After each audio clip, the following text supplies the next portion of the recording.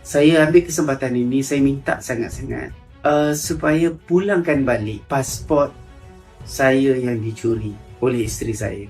Pasport isteri saya, Siti Munirah, saya nak minta supaya janganlah gelap atau labelkan Siti Munirah sebagai penyondol. Ini tidak benar sama sekali. Kerana dia memang tak pernah sondol saya atau mengorat saya. Tak pernah. Saya yang melamar dia secara sah.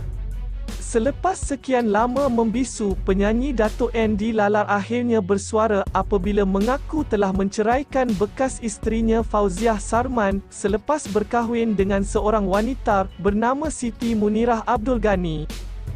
Menerusi video yang dikongsikan dalam Instagram miliknya, Andy Lalar atau nama sebenarnya Amir Amzah Saleh 62 tampil menjelaskan 3 hal penting, antaranya mengenai status perkahwinannya bersama Fauziah apabila memberitahu telah menurut kemahuan wanita itu untuk diceraikan. Setelah sekian lama saya mendiamkan diri terhadap usaha yang dibuat untuk memalukan saya, menjatuhkan maruah saya, menjatuhkan maruah keluarga saya, reputasi saya dan kerjaya saya. Hari ini saya tampil untuk memperkatakan 3 hal penting. Pertama, status perkahwinan saya. Kedua, hal yang memberi impak sabitan undang-undang dan jenayah. Yang ketiga, apa fokus saya selepas ini. Hal yang pertama, status perkahwinan saya. Untuk kata kita baik, tak perlulah kata orang lain jahat. Untuk kata kita betul, tak perlulah kata orang lain salah. Mungkin kita cerdik, tapi orang lain pun tak bodoh. Mungkin kita cantik, tapi orang lain pun tak bodoh. Mungkin kita alim, tetapi orang lain pun tak jahil. Kita perlu tahu yang mana satu hak dan yang mana batil. Berhentilah menipu. Berhentilah buat cerita palsu. Berapa lama kita hendak menipu? Akhirnya, orang akan tahu. Akhirnya, kebenaran akan menang. Dalam pengakuan itu juga, penyanyi yang popular menerusi lagu Diary YB itu turut mengaku telah menceraikan bekas isterinya itu dengan melafazkan talak pada 2 Ogos lalu di Masjid Ar-Rahman Bangsa Kuala Lumpur. Memang benar, saya telah menikah dengan Siti Munirah binti Abdul Ghani. Memang benar, bekas isteri saya tidak setuju berpoligami. Memang benar, telah banyak kali bekas isteri saya mengugut, mendesak, meminta saya menceraikannya. Memang benar, ini bukan satu keputusan yang mudah. Setelah 34 tahun kami bernikah dan Allah SWT telah anugerahkan kami 4 orang cahaya mata. Memang benar, saya telah menunaikan permintaan bekas isteri saya. Memang benar, saya telah melafazkan cerai terhadapnya pada 2 hari bulan Ogos 2023 di Masjid Ar-Rahman Bangsa Kuala Lumpur. Memfailkannya di mahkamah pada 7 Ogos 2023 dan memberi audio lafaz cerai kepada bekas isteri saya pada 8 Ogos 2023 melalui aplikasi WhatsApp. Memang benar, mahkamah telah sahkan penceraian kami pada 5 September 2023. Saya tidak mahu mengulas apa yang terjadi di antara kami sehingga membawa kepada penceraian, kerana itu adalah hal peribadi. Dalam pada itu, penyanyi era 1980-an itu seolah-olah menegur cara bekas isterinya apabila terlalu terbuka bercerita tentang masalah rumah tangga kepada orang luar kerana menganggap perbuatan sebegitu tidak perlu dilakukan. Apabila kita menggunakan pertimbangan akal bukan emosi, kita akan faham. Sekiranya berlaku pergaduhan suami isteri dan tidak dapat diselesaikan, platform yang betul untuk mengadu atau untuk dirujuk adalah pejabat agama. Tiada keperluan untuk kita mengadu meluahkan perasaan pada orang lain. Tiada keperluan untuk kita mengadu meluahkan perasaan kita pada kawan-kawan pasangan kita. Dan lebih buruk apabila kita mengadu meluahkan perasaan kita di media sosial, mengadu dan meluahkan perasaan kita pada wartawan. Tiada keperluan untuk berbuat demikian.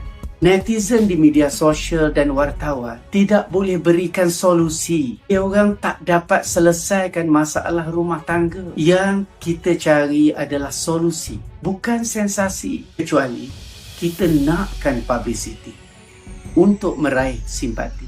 Tak apalah, apa yang terjadi telah pun terjadi. Saya percaya pada rukun iman. Saya percaya kepada qada dan qadar. Ini bahagian saya. Saya redha. Saya percaya perancangan Allah jauh lebih baik.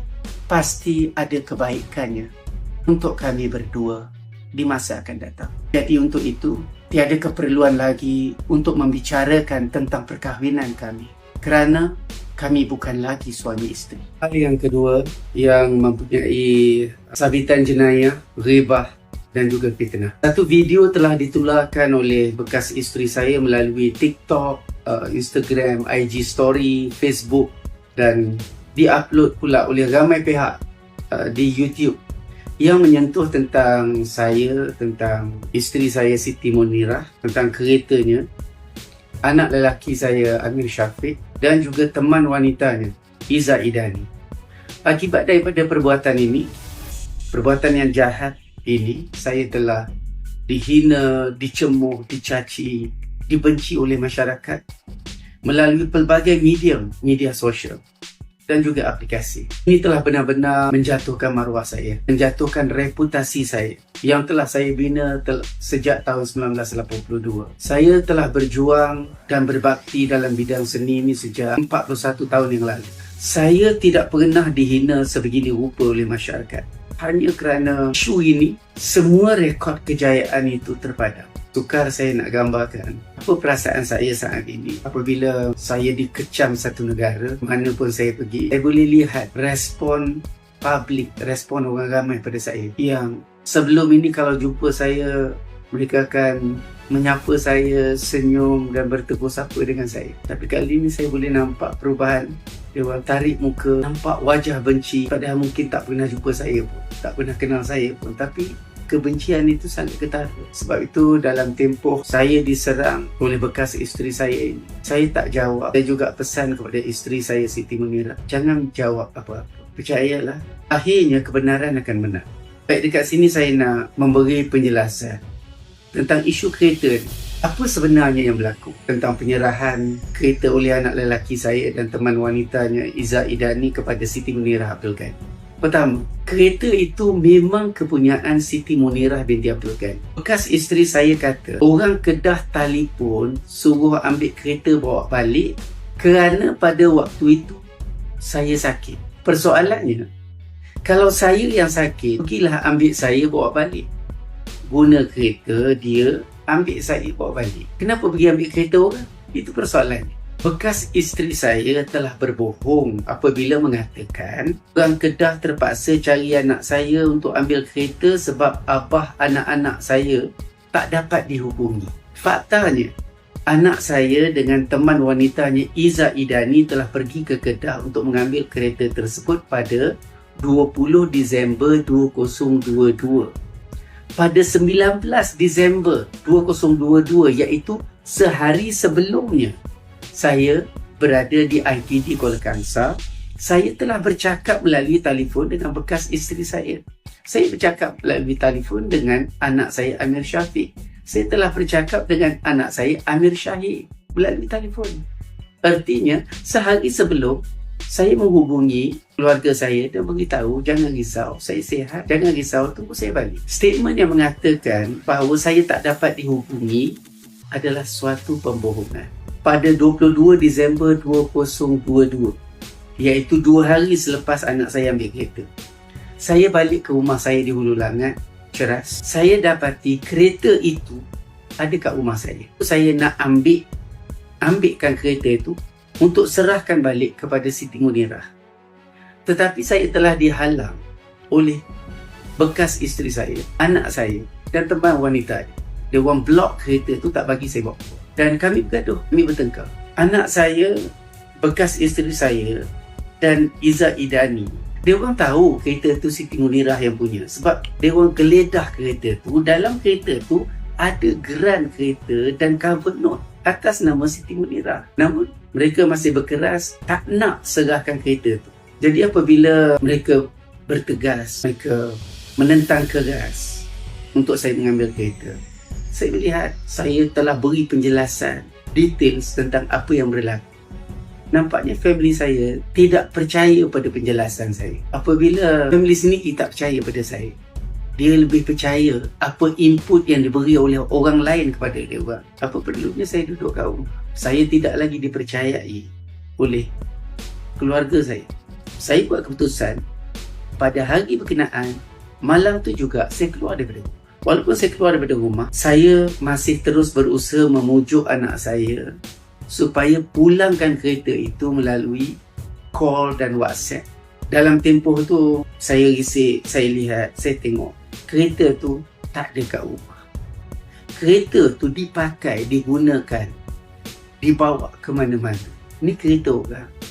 Kalau apa-apa terjadi, dalam zaman sekarang ni tak boleh nak tipu. Kita ada Google, kita ada aplikasi yang boleh monitor kereta tu dari mana bawa ke mana dan buat apa. Andai kata berlaku aksiden atau berlaku perlakuan jenayah menggunakan kereta berkenaan, tapi berapa lama berlanjutan? Dari 22 hari bulan saya keluar daripada rumah hinggalah pada 17 Februari 2023, hampir 2 bulan, kereta tu masih tak dipulangkan. Akhirnya Siti Munirah, isteri saya, berbincang dengan ayah tentang status kereta tu. Sebab kereta tu Siti Munirah pakai, ayah dia pun pakai. Jadi mereka berbincang anak beranak, buat keputusan untuk buat report polis. Itu je cara untuk ambil kereta tu balik. Apabila saya tahu mereka nak buat report polis, saya minta satu, untuk menjaga hubungan jangka panjang dengan bekas isteri saya. Saya minta Siti Munirah jangan masukkan nama bekas isteri saya sebagai orang yang mencuri kereta. Walaupun dia yang suruh ambil dan dia yang bagi duit minyak pada anak saya supaya pergi ambil kereta tu. Alhamdulillah Siti Munirah setuju. Kita namakan yang mengambil kereta tu secara tak sah adalah Amir Syafiq dan juga Iza Idani. Apabila polis report telah dibuat, saya ikhtiar lagi macam mana untuk selamatkan keadaan. Saya tanya kawan-kawan saya, iaitu anggota polis yang saya kenal, apa akibat daripada report polis ini. Jadi kawan saya beritahu ada dua. Pertama, polis akan pergi tangkap anak Datuk Andy, direman. Kemudian kalau dibawa ke mahkamah, dibicarakan, kalau disabitkan kesalahan, boleh didenda dan masuk penjara.